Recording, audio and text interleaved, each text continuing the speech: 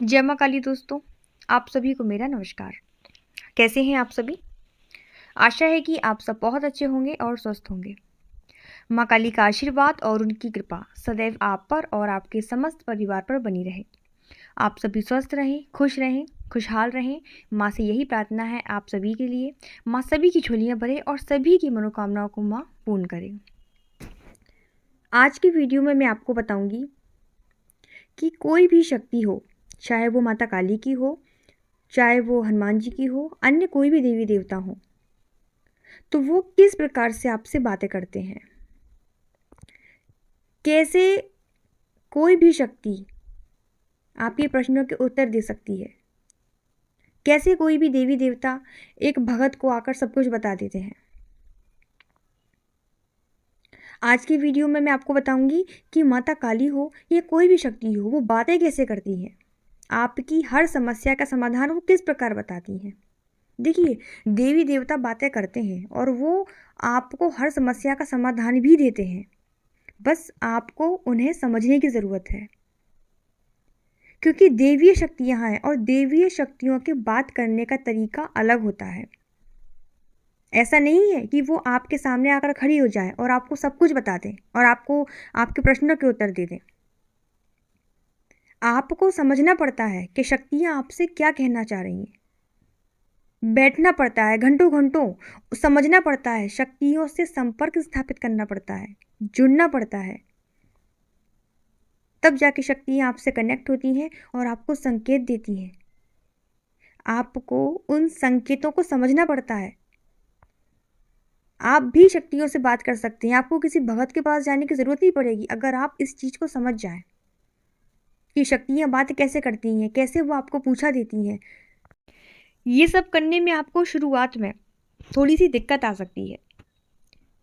इसे आप इस तरीके से समझ लीजिए कि जैसे आप किसी नई जगह पर जाते हैं तो वहाँ की भाषा को समझने में आपको थोड़ा सा समय लगता है, लेकिन जब आप वहाँ लगातार रहते हैं, उनसे बात करने की कोशिश करते हैं, उनसे जुड़ने की कोशिश करते हैं, तो फिर धीरे धीरे आपको उस जगह की भाषा भी समझ में आने लगती है। ठीक इसी प्रकार देवीय शक्तियों के साथ होता है। जब आप उनको समय देते हैं, उनको समझते हैं, उनसे जुड़ने की कोशिश करते हैं, घंटों घंटों उनके सामने बैठते हैं, तो धीरे धीरे आपको भी समझ में आता है कि शक्तियाँ बात कैसे करती हैं। लेकिन ये बात 100% सच है कि देवी देवता बात करते हैं और आपको आपकी समस्याओं का समाधान देते हैं। चाहे वो माता काली हो, चाहे अन्य कोई भी देवी देवता हो, वो बातें करते हैं। बस आपको पता होना चाहिए। कुछ लोग इसे वहम समझ लेते हैं, जैसे कि अगर उनके मन में कोई बात बार बार आ रही है तो वो समझते हैं कि ये उनका वहम है। वहम नहीं समझना चाहिए। जो भगत लोग होते हैं, जो माता की चौकियाँ लगाते हैं, वो कैसे आपको सब कुछ बता देते हैं कि तुम यहाँ गए थे, तुम्हारे साथ ये समस्याएं थी, तुम्हें ये दिक्कत हुई थी, तुम्हारे कुल देवता तुमसे रुष्ट हैं, कुल देवी रुष्ट हैं, या तुमने अपने पितरों का भोग नहीं दिया। तो वो ये सब कैसे बता देते हैं? क्योंकि वो जानते हैं कि शक्तियाँ कैसे बात करती हैं, शक्तियाँ पूछा कैसे देती हैं। और जब भगत आपके बारे में सब कुछ बताता है तो आप खुद बोलते हो कि हाँ, ये बात सच है। तो ऐसा थोड़ी ना है आप भी वहाँ मौजूद होते हो। ऐसा तो नहीं होता कि वहाँ कोई आपके अलावा तीसरा पर्सन था, आप हो और वो हो। तो फिर वो कैसे बता देता है? शक्तियाँ उसको बताकर जाती हैं।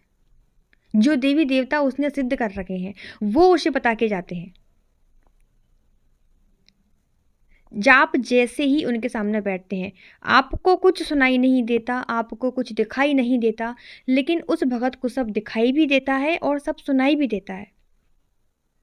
वो भगत ध्यान के माध्यम से आपको सब बता देता है।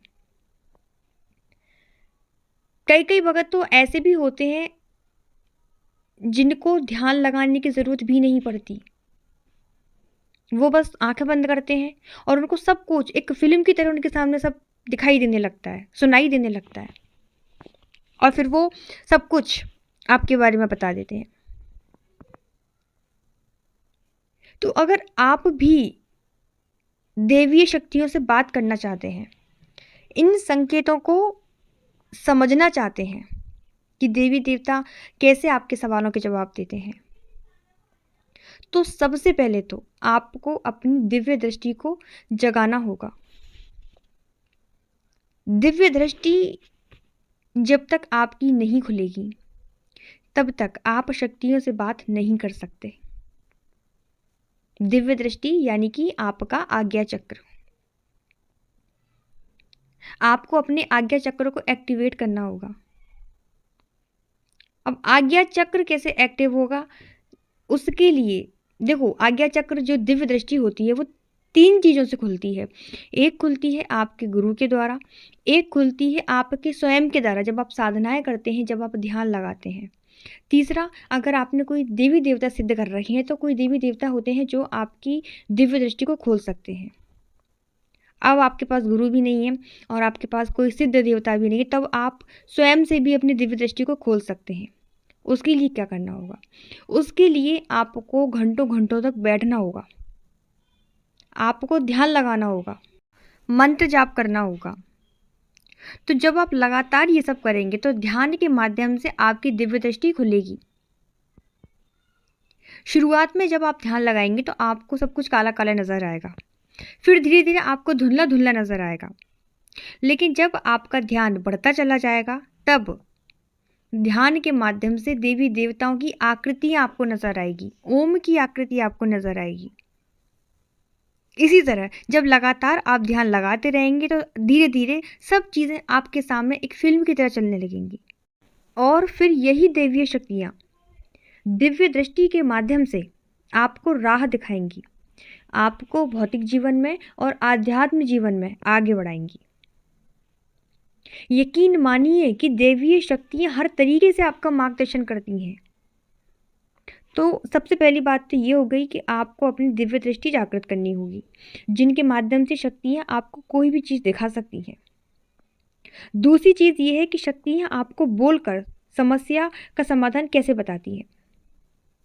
जैसे आपने देखा होगा कुछ भगत लोग आंखें बंद भी नहीं करते और शक्तियाँ उनसे बात करके उनको उनके प्रश्नों के उत्तर देती हैं। जैसे आपने भगत जी से कोई प्रश्न पूछा तो आपके प्रश्न पूछने के बाद फिर वही जो भगत जी होते हैं वो शक्तियों से पूछते हैं, उनसे बात करते हैं। देखा ना, कई भगत लोग बड़बड़ाते हैं, अच्छा हाँ ऐसा हुआ था, ये बात है, अच्छा ठीक है, इस प्रकार से बड़बड़ाते हैं भगत जी। तो वो बड़बड़ाते नहीं है, वो शक्तियों से बात करते हैं। फिर शक्तियाँ कान में आकर उनको सब कुछ बताती हैं कि उनको आगे क्या करना होगा। आप जब ध्यान लगाएंगे तो स्टार्टिंग में आपको अपने आसपास की आवाज़ें आएंगी। जैसे आप ध्यान में बैठे हैं, पूजा कर रहे हैं, तो कोई बाहर आ रहा है, कोई जा रहा है, टीवी चल रही है, गाने चल रहे हैं, इस प्रकार की आवाज़ें आपको आएंगी जो आपके आसपास होगा।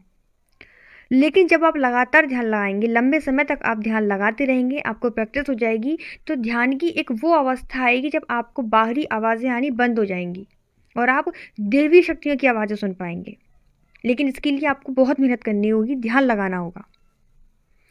आपको पता भी नहीं चलेगा कि आपके आसपास क्या हो रहा है, क्या चल रहा है, इतना खो जाएंगे आप अपने ध्यान में।